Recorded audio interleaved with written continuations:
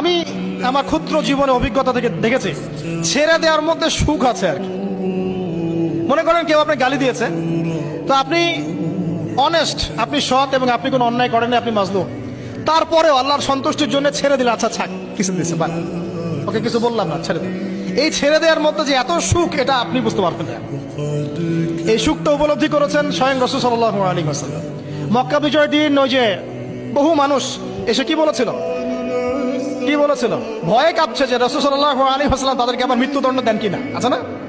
আল্লাহ নবী বললেন যে লা তাসরিবা আলাইকুমুল ইয়াউমা, তোমাদের উপর আজকে আমার কোনো অভিযোগ নাই, ওয়া আনতুমুত তুলাকা, তোমরা মুক্ত, যাও, ছেড়ে দিল। এটা শান্তি।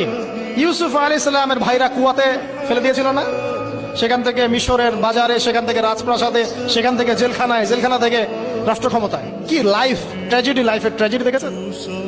এখন ইউসুফ আলাইহিস সালাম যখন শেষে ভাই থেকে চিনলেন, তিনি কি ভাইদের প্রতি প্রতিশোধ নিয়েছেন? বলেছেন যাও, মাফ করে দিলাম, ছেড়ে। এটাই শান্তি। আল্লাহর জন্য ত্যাগের মহিমার মধ্যে শান্তি আছে। আল্লাহ পাক আমাদেরকে ত্যাগ করার তৌফিক দান। তাই বলে